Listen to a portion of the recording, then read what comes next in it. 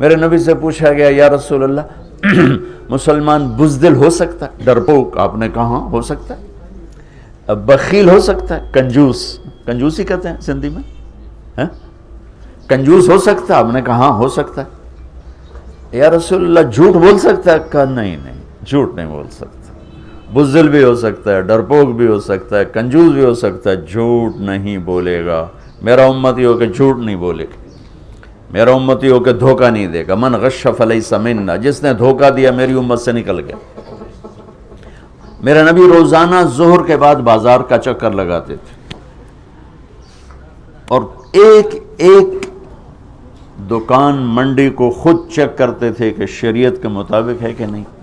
ہمارے علماء کو تو بازار کا راستہ نہیں آتا اور اس کو بزرگی سمجھتے ہیں کہ ہم بڑے بزرگ ہیں، ہم تو کبھی بازار جاتے ہی نہیں۔ میرے نبی روزانہ بازار جاتے تھے تو ایک منڈی میں ڈھیر لگا ہوا تھا غلے کا، جو یا گندم، بارش ہوئی تھی لیکن وہ خشک تھا، تو آپ نے اندر ہاتھ ڈال کے نا نکالا تو اندر سے گیلا۔ آپ نے کہا یہ کیا کیا؟ کہ یا رسول اللہ بارش آئی تھی تو وہ گیلا ہو گیا تھا تو کوئی لیتا نہیں، تو میں نے گیلا اندر کر دیا اور خشک اوپر کر دیا۔ تو آپ نے کہا گیلا نکار کے باہر رکھ تاکہ گاہک کو پتہ چلے تیرے سودے کے عیب کا، اور خشک کو نیچے کر۔ پھر یہ جملہ فمن غش فلیس منا، جس نے دھوکہ دیا میری امت سے خارج ہو۔ کتنی سخت بات فرمائی۔ جس نے روزہ نہیں رکھا میری امت سے خارج ہو گیا، یہ نہیں کہا کہ جس نے دھوکہ دیا میری امت سے خارج ہو گیا۔ تو میں دو باتیں آپ کو بتا رہا تھا، اللہ اس کے رسول دونوں کی طرف سے محبت کا دعویٰ مکمل ہو جائے۔ فَلْيَصْدُقِ الْحَدِيثَ إِذَا حَدَّثَ، سچ بولنا ہوگا زندگی بھر۔ فَلْيُؤَدِّ الْأَمَانَةَ إِذَا تُؤْمِنَ، کسی کو دھوکہ نہیں دینا ہوگا۔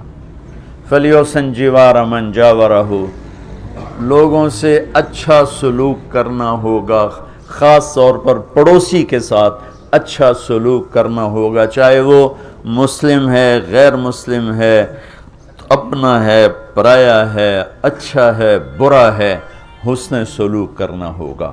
تو اس حسن سلوک اور سچائی اور دیانتداری، ان تین چیزوں کے ساتھ آپ سیاست کرو، آپ تبلیغ کرو، آپ تجارت کرو، آپ حکومت کرو، آپ مزدوری کرو، آپ اللہ اس کے رسول کے محبوب ہیں اور اللہ اس کا رسول بھی آپ سے پیار کریں۔ سچائی، دیانت اور سلوک یعنی انصاف، کسی پر زیادتی نہ ہو، کسی پر زیادتی نہ ہو۔ حضرت عبداللہ بن عمر کا پڑوسی یہودی تھا، عبداللہ بن عمر یہودی، ان کے گھر مہینے میں ایک دفعہ گوشت پکتا تھا، ایک دفعہ۔ جس دن گوشت پکتا تھا تو فرماتے ہمارے پڑوسی کو بھیجائے، تو اگر گھر والا کہتے جی ابھی نہیں، تو کہتے پہلے اس کو بھیجو بعد میں کھاؤں گا، اور وہ یہودی تھا۔